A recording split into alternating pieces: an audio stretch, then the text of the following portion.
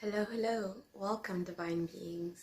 Happy Sag season. I'm so excited for Sagittarius season. I know this fire energy is when I get a lot of my excitement and drive going, and a lot of things I want to get moving with and just moving with the flow and groove. I've got a lot of this energy in my chart. Even if you don't, this energy is affecting us collectively. The nodes with that Gemini Sagittarius opposition. It's just an interesting time. So happy new moon. This should be coming out on the new moon in Sagittarius. And yeah, I just wanted to talk a little bit about this time and what we can expect and how we can work with the energies.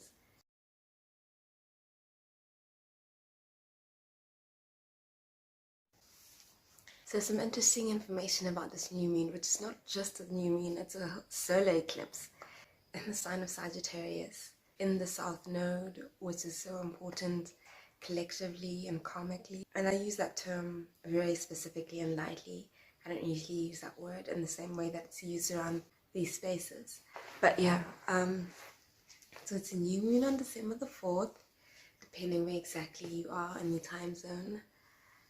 And it's 12:22 degrees Sag, and just those numbers speak volumes for me personally, and they have been for many people this year. You know, like 12:12, 12:22, 2:22, the ones and the twos.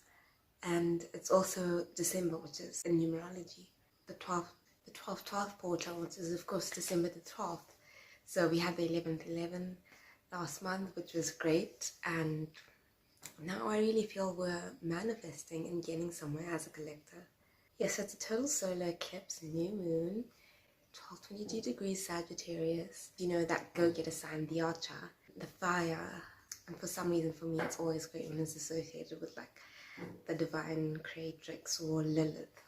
And it's kind of enlightening and philosophical and, you know, Jupiter spiritual and all this, but mostly it strikes me as a positive sign, you know, a sign of expansion, of abundance, you know, Jupiter.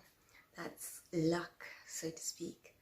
And of course the sun is in Sagittarius, coming out of the Scorpio season, which may have been a lot of clearing out unwanted aspects and residue. So it's like coming from that kind of cloggy, heavy, darker sort of theme, but really mostly I feel there was a lot of introspection and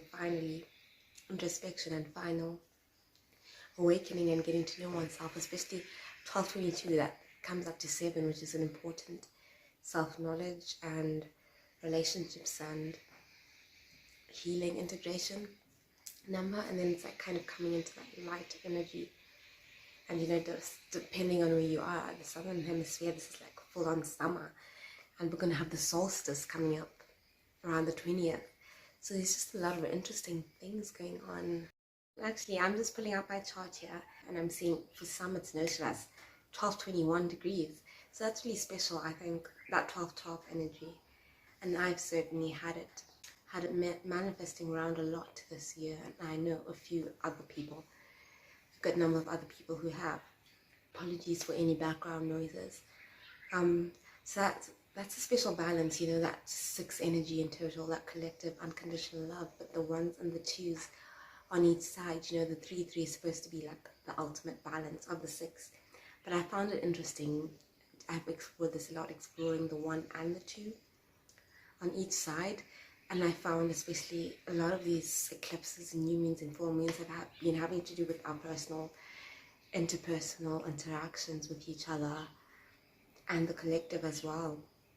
And that 1 and 2, I'm finding like that balance, that union of cooperation and independence and going forth, you know, that me fire energy, and that, you know, loving, compassionate, empathetic 2 energy, and how these are not actually opposed. And maybe it's actually special or interesting when they're together like this, the 1 and the 2 next to each other on either side, mirroring each other.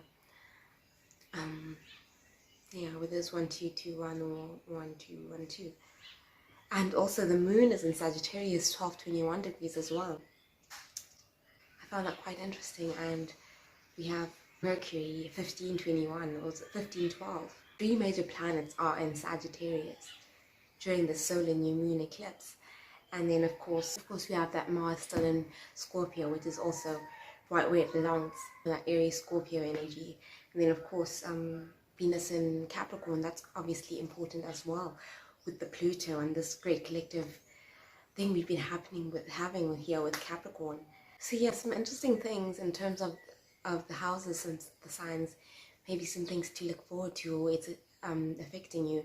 Of course, you can then go and dive deeper into this. It's always interesting to go do this yourself, but just the houses for the signs, the sun signs. So in the houses, we have Aries in your 9th house.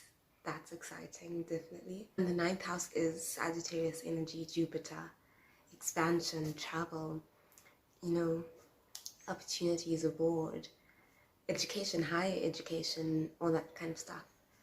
So that's Aries, Taurus. We have it in your 8th house, all about abundance. And you can look into all these for each of your signs. So this can be Sun or Ascendant. Gemini in your 7th house, which we've been dealing with. You know, that mirroring, exploring yourself, others in your lives, me and other relationships, you know. 6th house for Cancer, 5th for Leo, 4th for Virgo, Libra, it's in your 3rd house, Scorpio in your 2nd house, and Sagittarius, of course, your own sign. So that's like the first, you know, the energy of expressing yourself independently, how you project yourself to the world. So that's interesting to look at. Who have I let out? Capricorn in the 12th house. This is major, you know, collective work, spiritual work. And I found that interesting for Capricorn. Aquarius in the 11th house, which is the house of Aquarius. How more aligned could it get?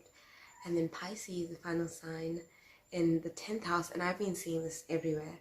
And of course, as a Pisces, feeling it as 10th house, I'm sure all of us have been getting these messages and alignments about career, abundance, success, finally getting and securing our bag, our professional life, and really securing it and getting it out there, making it finally in our career lives, which is where most Pisces I found are focusing on, you know, not necessarily you know, singular focus on relationships or something like that. No, that's not of concern, but I find most of the Pisces right now are delving into career and finding success there, and finally getting financial stability and public standing, you know, all those 10th house things. And of course I can speak more on this because the sign is closer, but it's interesting to explore all of these things for yourself.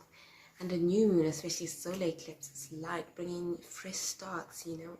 And we've kind of manifested a closure, I feel, with the full moon and the lunar eclipse in the last few seasons. And now we're really stepping into what we've manifested, really, in each of the appropriate areas.